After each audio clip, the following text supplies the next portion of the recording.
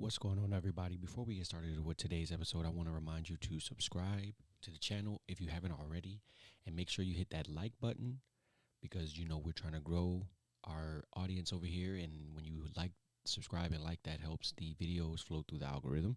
So, again, thank you for liking and subscribing, and I appreciate every ear that has been tuned into my video. So, today I want to talk about purpose for doing things. As a group of people, black people, our history, um, our identity has coming up from slavery and resisting white supremacy in its various forms, from Jim Crow, black codes, to mass incarceration now.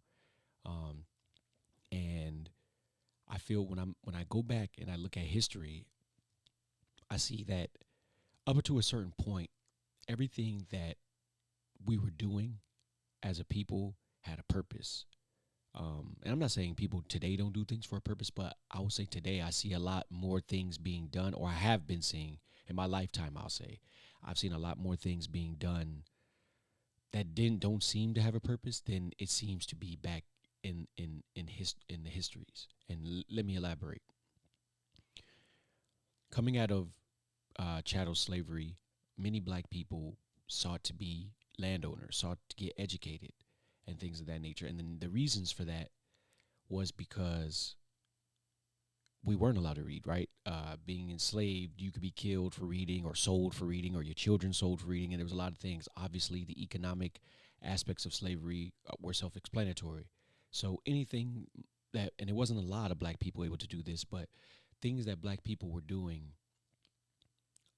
like buying land and learning how to read, like I said, those things were serving a purpose. It wasn't just because they could. It was because they could, but it wasn't just because they could. It was because they wanted to progress and build a life and community for themselves, right? And we all know about Reconstruction and Jim Crow and the black codes and things like that prevented a lot of growth for black people in the South. But then if you fast forward to the 20, 30, or 40 or 60 years, however long, because different people have different dates for the Great Migration. Some people have it from 1910 to 1940. Some people have it from 1910 to 1970. So whether the 30 or 60 years when black people were migrating, that was done with a purpose, because to find better wages, obviously, because in the South, peonage farming, sharecropping wasn't producing the economic results that we desired. So we left the South. Again, not because we could. Yes, we could, right? And that's obviously, you want to do things because you can. But it was more so economics, right? We were looking for a brighter day. And I think once that happened, once we did arrive at our destinations, our new destinations, I think that might be the point when we began doing things without a purpose. And I would say it starts with the civil rights movement. And this is not a critique of the civil rights movement. This is just me looking back. And I would say the civil rights movement, however important it may be, however,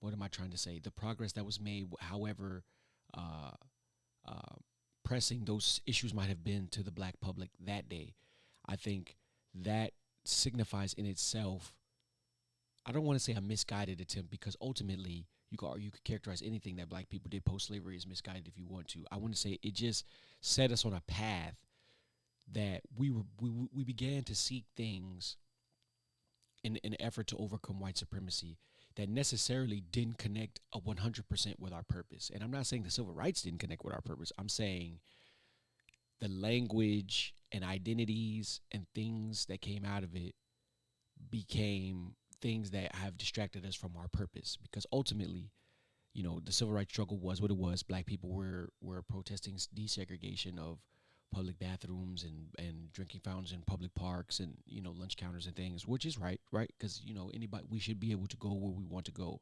But ultimately, the issues that we really were having weren't necessarily you know the segregation itself, but it was the economic deprivation that was placed on it as well. A lot of people like to point out, well, we had, more and more and more. Yeah, we had more and more and more because we had to have more, because if we were going to have anything, we're going to have more. But the point I'm trying to make is, you know, it seems like once we left the South as a group and got up to northern and western cities, um, I don't know if the generations, not everybody, like again, I'm not trying to speak and characterize an entire group, but it seems to me that the purpose for why we came to the South, came out of the South, and why we came to these cities like Pittsburgh and LA and St. Louis and Chicago and all these different cities, Harrisburg, all these different cities that black people migrated to. The point of this was for justice, right? Was for economic benefits. And I think something happened in that second generation that migrated out of the South.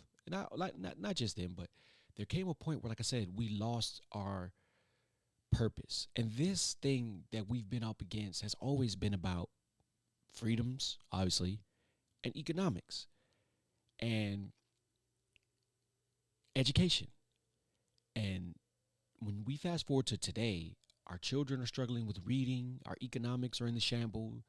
And yes, we can blame white supremacy. Obviously, but white supremacy's been here since we've been here. And there's been pockets of black people that have been able to do things and find their way. Ultimately, we're trying to get it so that we all can do it.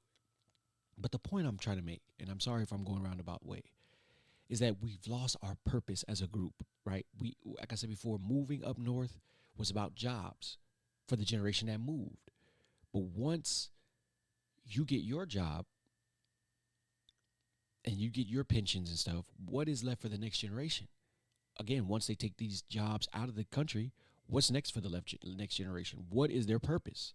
And I find that the generations following the Great Migration have experienced some of the most hardship, or you could say similar hardship, to those living in the South under Jim Crow, due to the fact that what happened to the black communities up north. And all I'm trying to say, I'm saying all of that to say we have to reconnect with our purpose as a group, as individuals, and as a group. For black people, our struggle has always been for freedom and justice. Education has always been a linchpin for those to get those things. And somewhere along the line, as a culture, we have regressed to a degree. Not all of us. Like I said, I don't want this to be one of those preachy things, but I'm just speaking to what I'm seeing, what I'm hearing, what I've experienced. You know, um, we seem to have lacked. We seem to lack.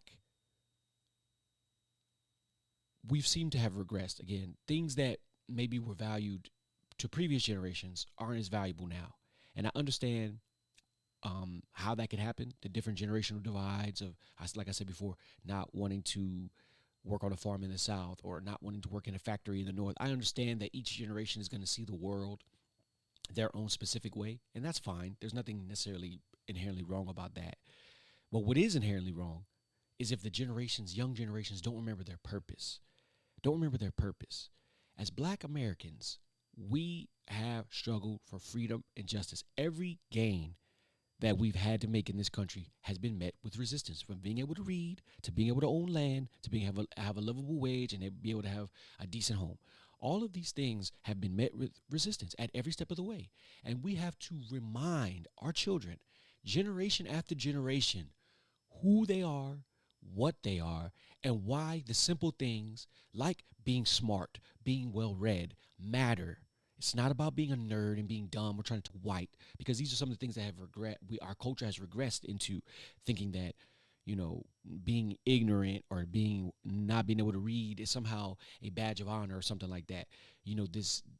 Different things like that. Whereas, like I said before, back in earlier iterations of our journey as a group, we understood that. We understood that, hey, my granddaddy couldn't read because he was a slave, or my great granddaddy couldn't read because he was down south and had to work on a farm. It's important that we finish our degrees. It's important that we go to school. It's important that our kids, even if they don't go to college, can still read and write on a level that makes them literate in the world and can get things done.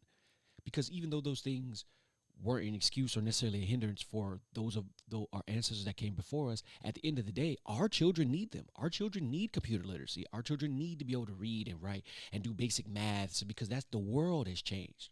So again, I think, and this video is not going to be too long, but I think it's very important that as a group, generation after generation, we remember our purpose and stop trying to, because our history is painful, but stop running from the history. Stop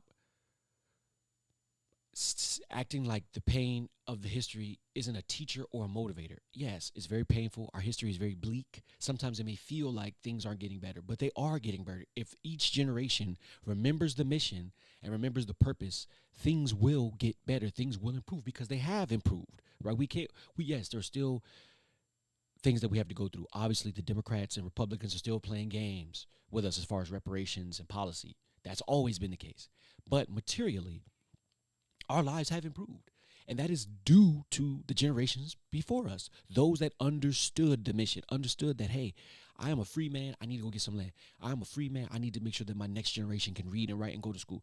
These are important things, not simply because they earn you money, but because they make you a human being, a better human being, a whole person. Why not read? Why not be intelligent? Why not be well-traveled, or, a person that is intelligent, ultimately, creative, resourceful? Why not be those things? And I understand, like I said before, coming up north, trying to get a job, these jobs be taken away, these factory jobs being taken away, the generations having nothing. But ultimately, we have to get back to making sure that the young ones understand their history. It doesn't always have to be bad. You have to teach history. I mean, it just is what it is. And they understand from whence they came, so that they can understand where they want to go. Because if you don't tell the young ones their history, their family history, or their group history, they won't have any guidance. They won't know what to do. They'll just become what they become. They'll just embrace ignorance and darkness and silliness. And that's I'm not trying to make this seem like this is the entire community, but it is a large part of our community. And we have to get, or we don't, but I feel that it's important that we spread a message of education, of literacy, of independence. Again, even though these things may seem like, man, black people always talking this stuff. But the reason why we always talk this stuff is because it's important. Because without it, our children are just left in the lurch. Our people are left in the lurch with nothing to do, and we regress as a population. And we can't have that. And we have been having that. Our culture has regressed, and we have to admit it. As much material gains as we've made, yes, black people are able to buy homes and things, not always the same style of home or whatever, but ultimately black people enjoy a higher, or relatively, I don't even know if I could say this, but a higher standard of living than they did, 160 years ago. That's fine. But who are we compared to 160 years ago? Are we as connected? Are we as educated? And that doesn't mean book smart. That means simple common sense smart. Our women and men are together. The children, you know what I mean? There's a lot of work that has to be done on individual level to get the desired results that we want. And ultimately, I believe that it's because we've lost our purpose for being in this country as a group. And ultimately, our purpose for being is for every generation to be able to seek out what they want, right? For me, I don't have kids yet, but it's my job to make sure that I set the groundwork for the next generation, because ultimately they're going to come and they're going to see the world differently than me. But as long as I'm giving them the history of who they are and where they come from and who their ancestors were and what they're able to do, they will be able to take that information and do with it what they will. So it has to be a combination. Again, nobody's saying you have to watch every single slave movie and all that stuff. No, nobody's saying that. Nobody's saying you have to identify with being a slave, so to speak. But you do have to identify with your starting point as a people. And you do have to identify with the things that were denied you, because those things end up being help provide a framework for where your child and where you ultimately need to go, right? And without that, we're a group without a compass. We have no direction. We're just doing what we want to do. We just, whatever goes, whatever works. And that can't be for a group like us who are still up against white supremacy. White supremacy hasn't gone anywhere.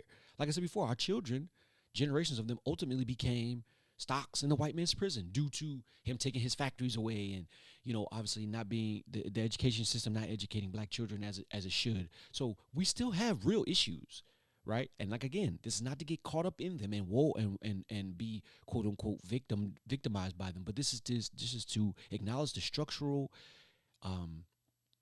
restrictions that are placed upon us as a group, not as individuals, but as a group, and still work to overcome those, because that's what our mission is here in America. It's still to attain freedom, and it hasn't changed. A lot of us think because we got cell phones and we can live next to white people that things are different, but for black people as a group, they are not. So study your histories, remember, and not just histories of Africa. I'm not saying don't study those, but study histories here in America, because ultimately that's what our lineage is based upon. That's going to get you to understand the thinking, or hopefully understand the thinking and the mind frame of your ancestors and what they were able to accomplish with the little bit of resources they had. And that should let you know or inspire you to accomplish more, because you have more resources and more abilities than they had, right? And so that's all I want to say. I just think that as a group, we should remember our purpose. Our purpose is to build our own. That's always been our purpose. Yes, it takes generations to do that. It's not just one person can't just do that. For some families, it is just one generation where they can't make that happen. But for others, we have to grind it. We have to figure out a way. We have to take opportunities, and not just take those opportunities, seize those opportunities, but also keep the next generation in mind and pass down the histories and the stories and the reasons for things, so that they can have a purpose for their lives and whatever they want to do. It doesn't matter what they want to do, whatever they want to do.